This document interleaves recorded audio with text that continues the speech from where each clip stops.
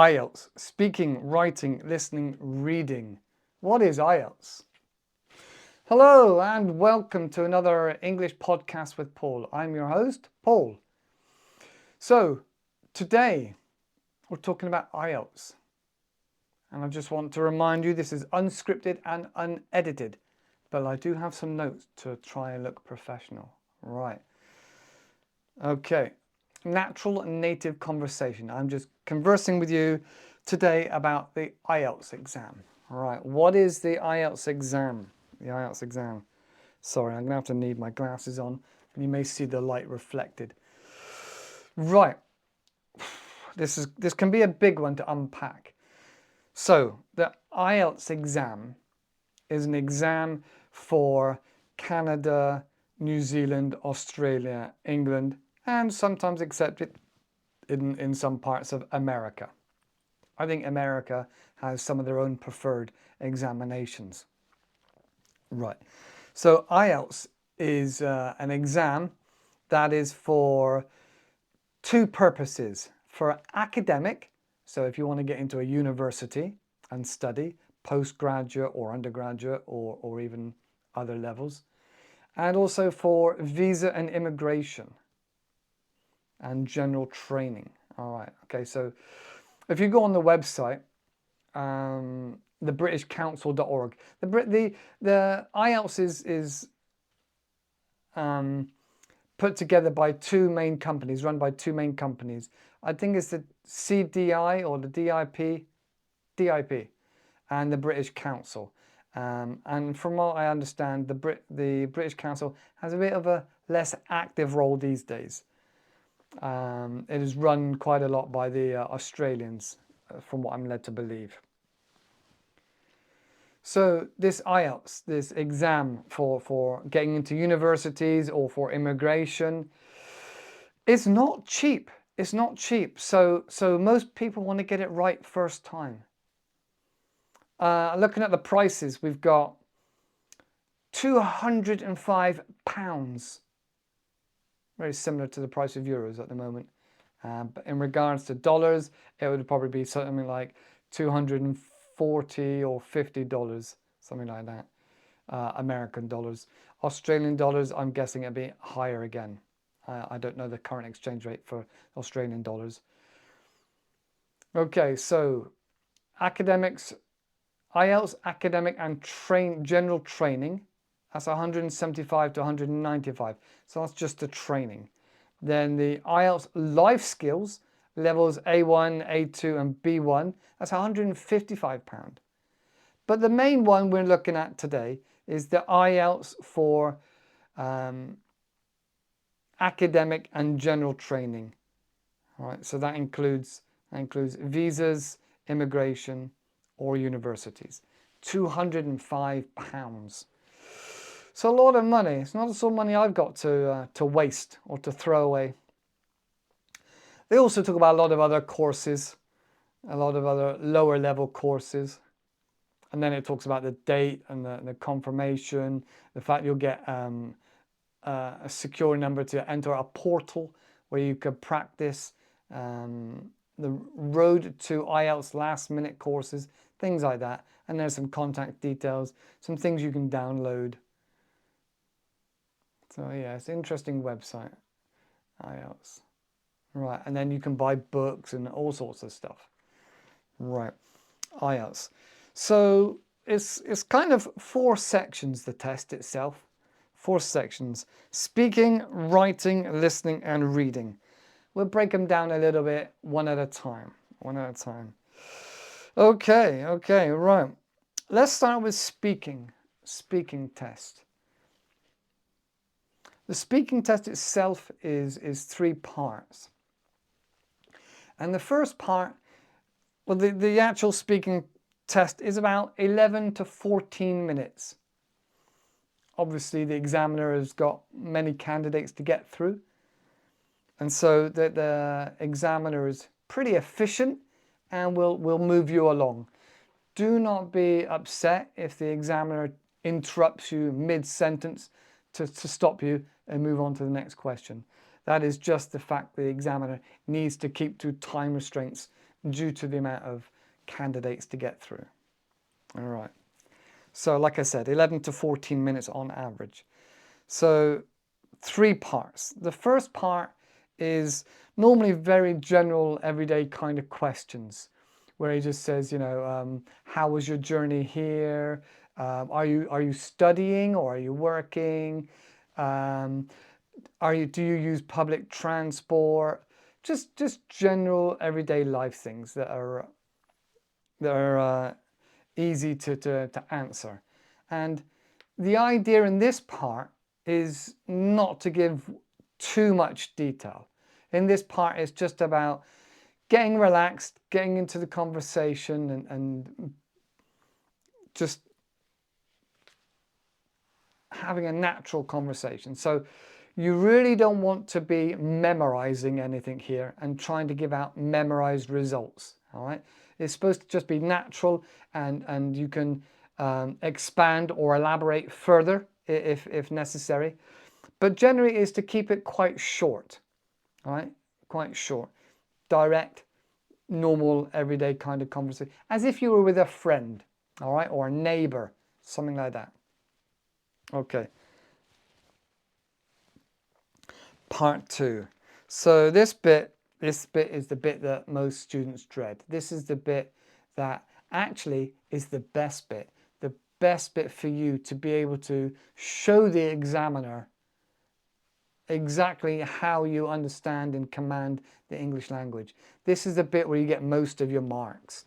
And it should be taken as a positive that you get to express and show the examiner just how much English you already know.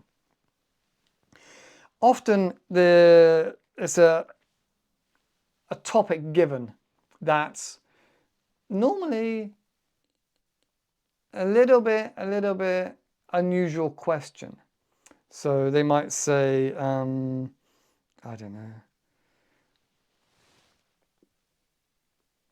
What is like in your country, or what is it like where you live in regards to, oh, I'm losing the will to live now.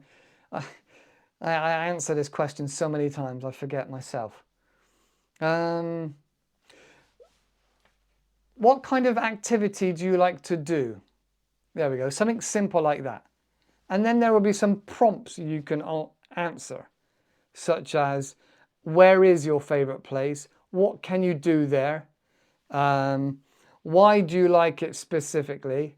And something else. So there's normally 4 prompts of question to help you through 2 minutes of speaking.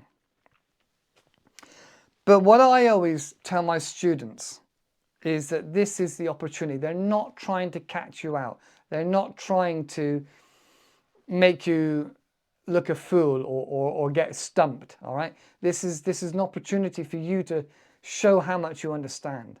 So although there's prompts there, you do not have to use those prompts, all right? You do not have to use those. And in fact, generally, I recommend not to use those prompts. But again, this cannot be something you've memorized, all right? You cannot memorize the answers. It needs to be flowing naturally. Okay. So, like I said, don't memorize anything to say. But it's about building up some skills of how to be able to express yourself and this topic prompt. And I go over and over and over and over and over this with the students, so they are able to think freely. One of the key things I say to them is that it doesn't have to be factual or real. You can make it up, all right? You can say that when you were on the moon last year that you had a great time with Elon Musk. It doesn't matter. It's about your command and your vocabulary. And you got to think about what they're looking for, all right? They're not looking for you to just chat the answers. All right? This is an opportunity for you to show what you know. So if you're looking at the banding, I don't have it with me right now, but if you look at the banding for the higher levels, it's more about coherent and fluency and connecting ideas, expressing your understanding and giving your opinion, and all the types of speech. All right, so I say to my students, and you may disagree, let me know in the comments. I say to my students, we're going to practice implementing and putting this into your 2 minutes of conversation, these 5 things. So I always say, look, 1, make sure you say something that connects the topic to you. So for example, you could say about the environment. You could say something about that topic and the environment. So if it's a, let's just pretend it's about a Bic pen, a biro, all right? So if the topic is, talk to me about this biro, you could say, oh, this biro was made in my country. It's really good for the local people. It's recyclable, and in my local village we have lots of staff and lots of people that work there. It helps keep employment going. It's built from sustainable products from our land, yada yada yada, or the BS you want to say.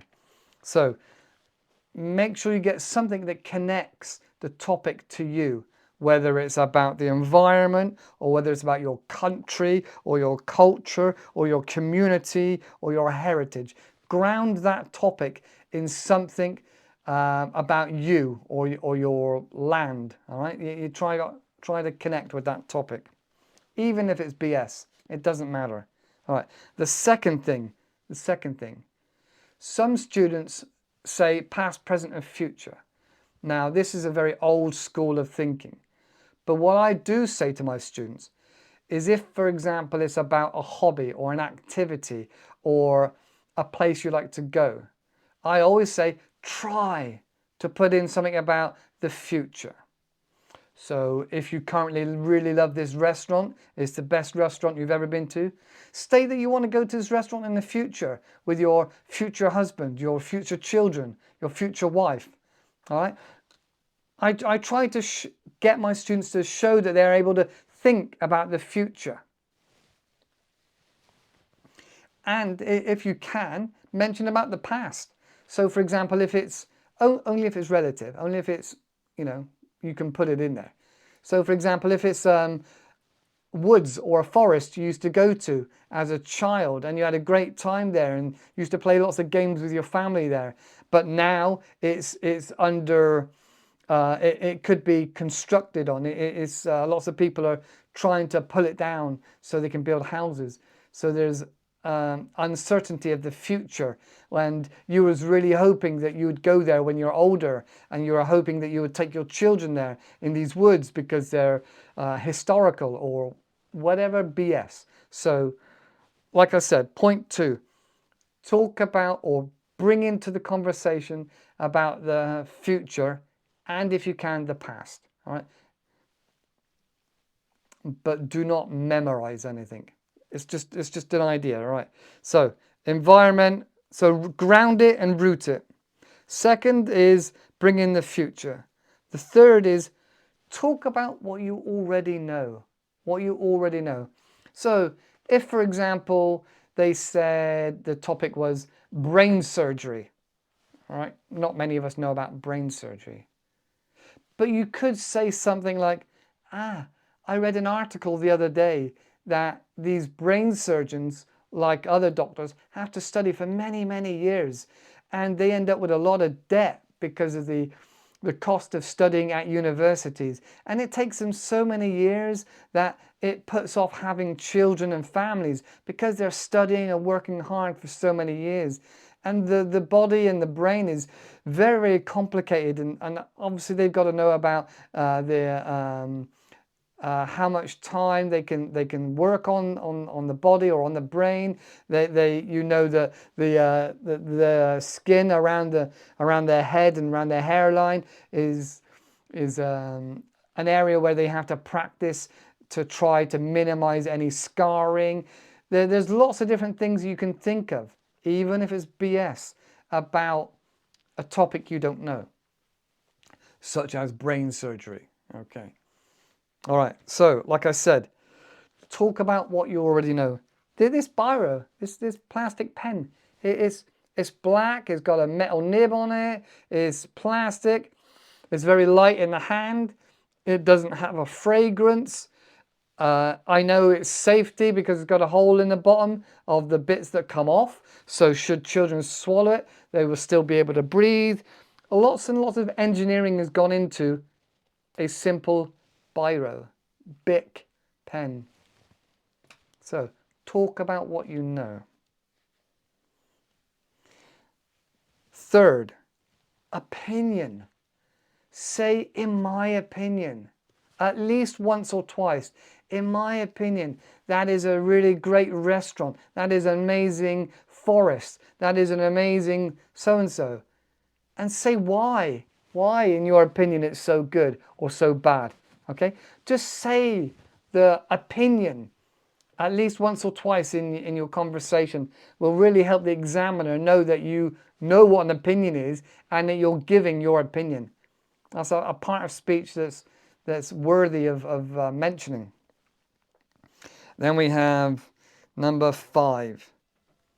Emotional. Bring some emotion into your conversation. Not many of us are monotone and just talk about something very flat and very calm or very boring, same voice over and over again. Most of us have some animation, not just in our bodies, but in our voice. You know, your tone goes up and down, it goes faster, the cadence. So if you're very excited about a topic, you would talk faster and quicker and maybe elevated pitch, like, oh my God, you know? Or if you're talking about something very sad and upsetting, maybe you talk a bit slower and shows you're feeling upset and sad with this topic, and you'd have to breathe more, you know? So put some emotion into it, because that's what real people do when they're talking about a subject they're passionate about. So try to give some emotion. Doesn't matter if it's positive or negative. Okay, so like I said, those 5 aspects, that's what I try to get my students to put across. And we practice talking about stuff that you're not going to know about. So they recommend education, technology, and healthcare. Those are the 3 biggest subjects. And often you've got a high chance of it being one of those 3 subjects. Technology, education, healthcare. So I would suggest reading some more medical journals or articles about medicine, the future, technology, these kind of fields, all right? Even if you're not interested in it, I would suggest just reading some general knowledge topics about it, because it's expected that you'll know some general knowledge. You can't be living in a cave and take this exam and expect to pass it if you don't know anything about the world at the moment, all right? So read more about education, technology, and healthcare. And then think about those 5 things I said. Emotion, opinion, what you already know, the past or future, and grounding it in your environment or country or culture or tradition or community. Right, those 5 things. So, and then part 3, the more rounding off questions. You're more likely to give more detail in this part. And this is an opportunity, again, you'll be asked more abstract questions. Maybe about peer pressure. Almost all of my students do not know what peer pressure is. All right. So more abstract ideas, abstract thoughts. Just the rounding off bit. That some people find that the hardest part. All right, so that's the first part. That's speaking. Whew. So there's a lot to do there, just in speaking. Right, the next bit we got writing. The writing task is broken down into 2 parts. It is a little bit different if you do a general compared to academic. So a general, normally the first part is an email or a letter to a friend or a professional company or a company. All right. And it's very obvious. If it's to a friend, then the language is very much more familiar. Like, hi Joe, how are you? Whereas if it's to a company, it would be dear sir, madam. And it will state that in the answer. So the most important thing of all of this is to read every question and instruction carefully. You will be amazed at how many people lose so many marks, myself included, for not reading correctly and properly, taking your time. All right, so read the question carefully. Right then, so we said slight difference between academic and general. All right, so as I said before, academic is more for university and general is more for immigration and visas. Okay, so on the academic version of task 1 is more likely to be, say, what do we say, an infographic, some form representing data, information. It could be a timetable, or it could be a chart, a pie chart or bar chart, or some other kind of chart. And what you need to do in part 1 is extrapolate that data that's then asked in a question. And you'd probably be asked to give a summary of that data, which is generally fact-based. And there's normally just 3 things, you know. Company 1 went up and did very well. Company 2 declined. Company 3 stayed level. There's normally just 3 things, and you just explain what you saw, what you see in the data. It's not complicated. The biggest problem that many people have is they overcomplicate things. They give some elaborate thoughts and ideas of what happened and how this happened, and they get into far too much detail and get themselves in trouble. So writing task 1 is either a letter, when you're talking about general, to a company or to a friend. And writing task 1 for academic is normally an infographic where you're getting the details off and explaining what you've seen and then possibly putting it in a summary. All right. So that's that for part 1. Part 2, or task 2, is considered the harder part. And task 2 is often, it could be one of several questions. I think there's 11 different questions for the writing, but it's, no, sorry, I'm probably 4 or 5 different questions for the writing. Question styles. So it may be a case of a statement given, like, the tree frogs in Africa are causing issues on this particular highway. And then you may be asked for your opinion about it. Or it may be a case of A and B. What are the differences? So read the question. It's so important to read the question and answer what they've asked. So like I said, this task 2 is most likely an essay, and it would probably have a statement at the top, and you would do an introduction, stating your opinion if it's asked for your opinion, and then main body 1, main body 2, normally break it down into 2 parts, and then giving your a summary of main body 1 and main body 2 at the bottom with your opinion or your conclusion, whatever the question is asked for. All right, so every question can be different. It could be opinion, it could be just discuss the factors, which means no opinion at all, just discuss the factors. It could be discuss and give opinion. It could be a few combinations of these 3 things. All right, these 3 or 4 different things. Most people get good marks in this if they read the question. It's not as difficult. The number one thing to remember, keep it simple. Keep it simple. All right? think of the most obvious answer. If they're asking about, I don't know, screen time for children, what does most people think? This is not a time for a deep discussion or a debate. Keep it really simple. All right? Whatever answer most people would say, give that answer. So simple. Breaking it down. And read the question. You've got to read the question. Okay, moving on. So that's speaking and writing.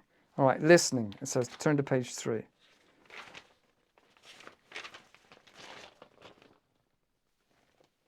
Listening. Here we go. Right. 4 parts. 4 parts. So part 1 is generally fill in, and part 4 is fill in the blanks. All right. Part 1 is generally a conversation between 2 people on an everyday topic, like a hotel or a shop or something like that.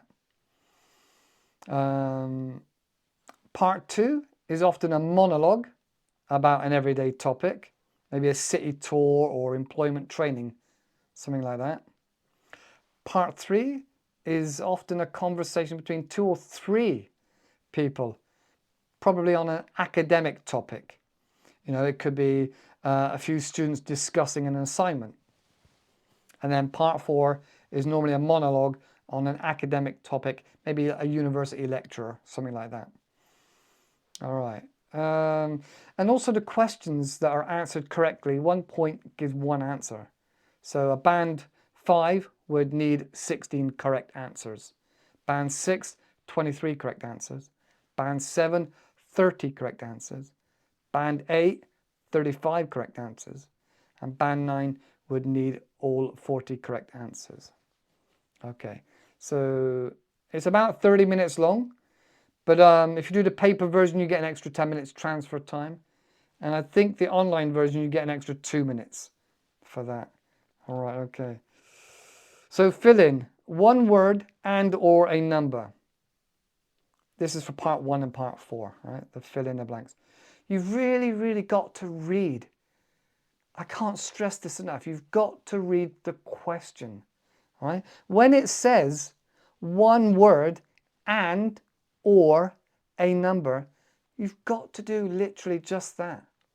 You'll lose points if you put in 2 words. All right, you've really, really got to listen and read. All right. Okay, so this is the one most important thing about the listening, is that you'll hear it only once. And that's very rare for a test to hear listening only once. But unfortunately in this IELTS, it is only once.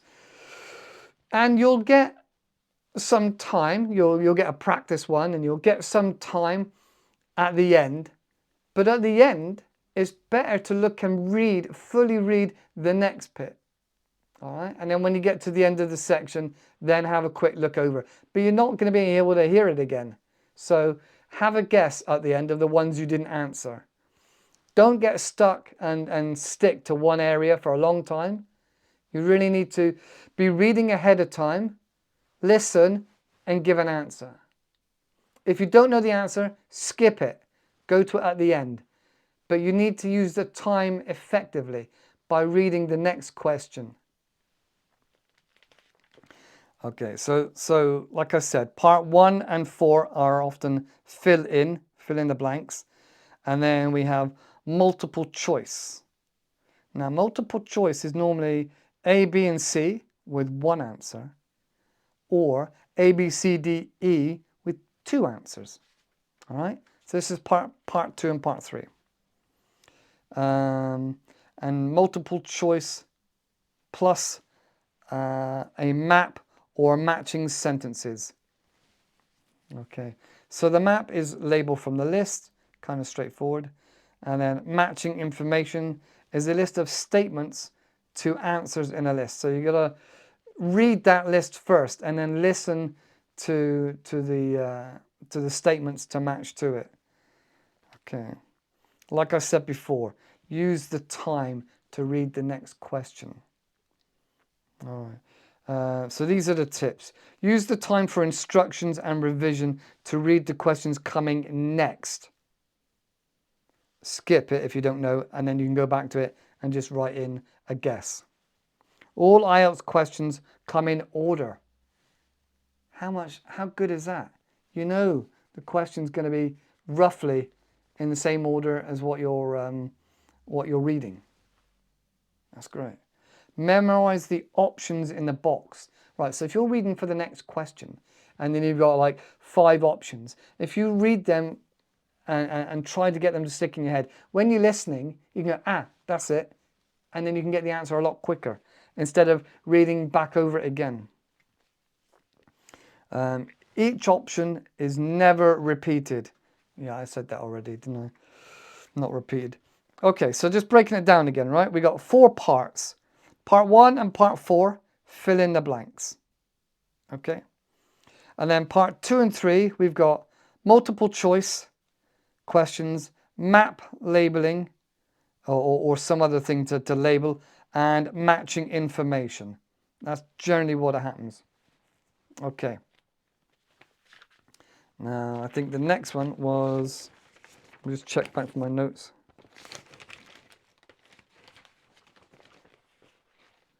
So that was listening. Okay, now reading.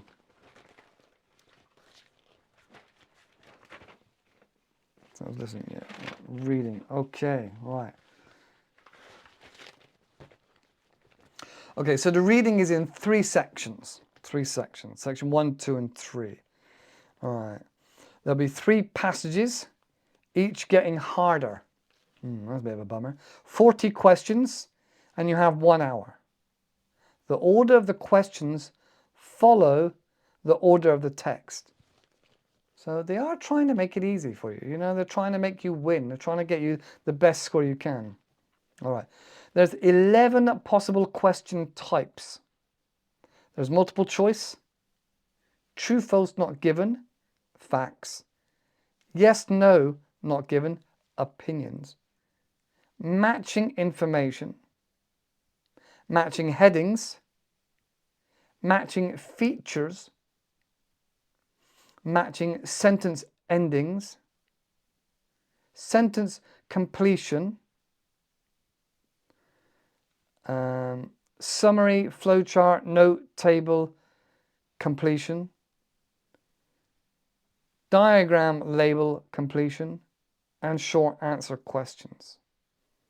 All right, so that's the 11 different types of questions you could get. You might only get 4 or 5. You're not likely to get all of them. Okay, right, I don't know, what else we got? The different types of reading. So speed reading, that's just to get the main idea.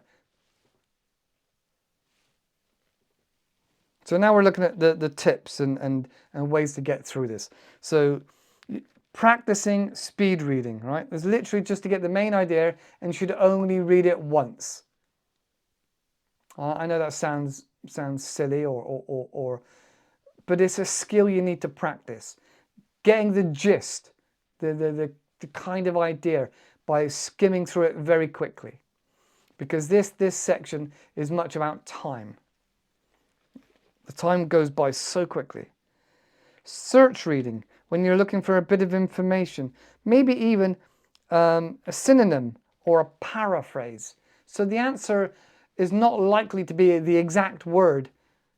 It's more likely to be a paraphrase or a synonym. All right. Okay. The types of material you're likely to read would be, for the academic side, newspapers, books, journals, magazines. Now for the general side, it's more likely to be newspapers, advertisements, handbooks, and notices. Which makes sense. You'd want to be able to read and understand a notice for general IELTS. So like I said, this is a lot about time management. Okay, so move from word to word or phrase to phrase to minimize rereading. Another one here is memorize where parts of the passage is.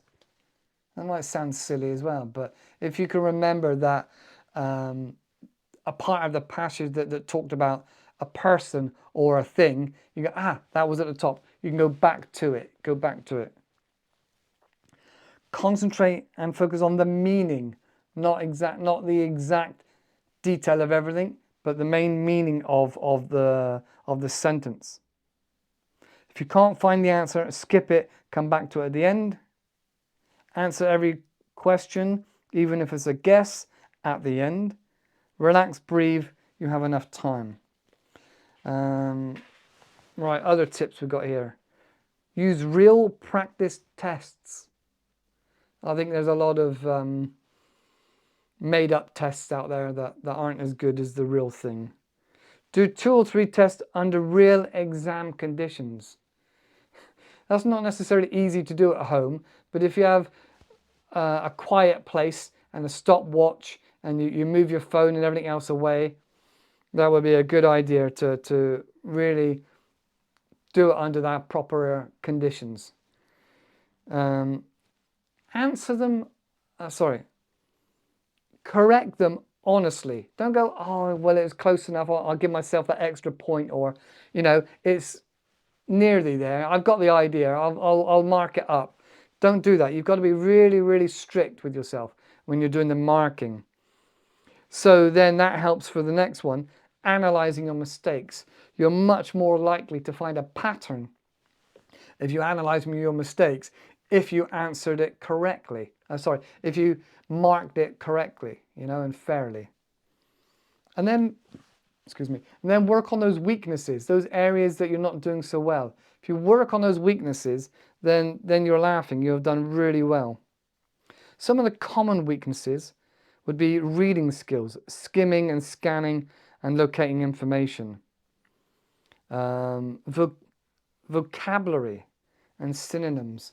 That's a very weak area. Some people, they think, oh, I've got to get this done by this time. I'm going to plow in a load of hours now. It takes a long time to be prepared for an IELTS exam. You can't just think you're going to do it within a couple of weeks because you've decided you want to do it. This is the sort of thing that takes many months to work up to. Some people work towards this over a year. And that is a good length of time to think about.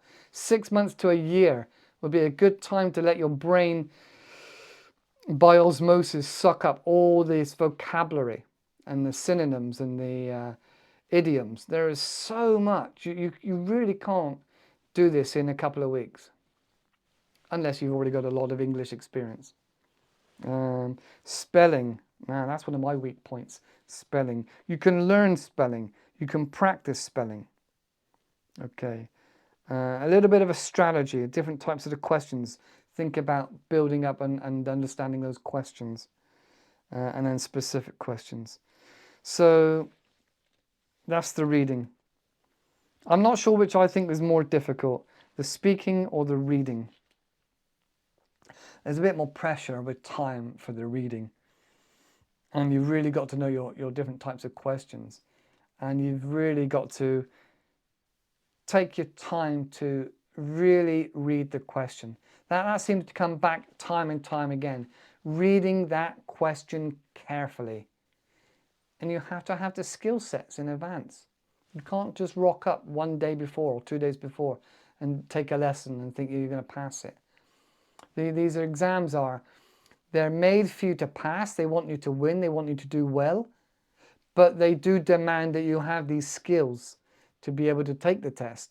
Otherwise, you'll fall flat on your face and you'll really realize just how much you don't know about the English language. It is diverse. All right, so yes. Again, that's just a brief introduction to IELTS. There's a lot to it. It takes a long time and we need to find our weaknesses and skills and build. So, if you've got some experiences with IELTS, if you've got any stories about IELTS, let me know in the comments. Mention down below. We'll have a conversation. So that's it for today. Thanks for listening. And as always, have fun learning. Otherwise, you're not going to learn. Take care and I'll see you in the next video. Bye for now.